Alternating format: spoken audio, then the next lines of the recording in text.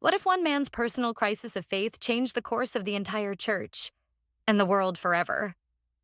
Picture this: July 1505, a dark, stormy night near Erfurt, Germany. Lightning tears across the sky. A terrified 21-year-old law student is thrown to the ground as a bolt strikes dangerously close. In that moment of pure terror, he cries out to St. Anne, "Help me, and I will become a monk." He survived, and he kept his promise. Martin Luther was born November 10th, 1483, in Eisleben, Germany. Son of Hans Luther, a strict, ambitious copper miner with one dream for his boy: become a lawyer, bring honor to the family.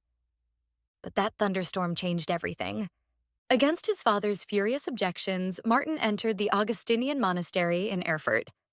Life there was extreme. Hours of prayer, fasting, even whipping himself until he bled, desperate to earn God's favor. He would later say, "If anyone could have earned heaven by the life of a monk, it was I." His mentor, Johann von Staupitz, saw both the devotion and the torment. He tried to comfort Luther, but nothing helped. Luther felt he would never be holy enough.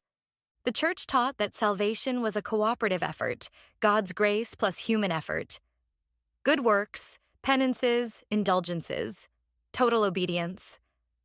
Luther threw himself into all of it. And still, he felt condemned. Then came the breakthrough. Teaching at Wittenberg between 1513 and 1515, Luther was lecturing through Romans when he came to chapter 1, verse 17, a passage that had long terrified him. "The righteous shall live by faith." The phrase righteousness of God felt like a threat, the standard by which God would punish sinners. Those words, he wrote, hit him like flashes of lightning, frightening me each time I heard them. But then God showed him something different. In his own words, "At last, meditating day and night, God showed mercy. I began to understand that the righteousness of God is a gift, by which the merciful God justifies us through faith." At this, I felt myself born afresh, and to have entered through the open gates into paradise itself. Justification is not a process of becoming righteous through works. It is a declaration. God pronouncing the sinner righteous, freely, as a gift through faith in Christ alone.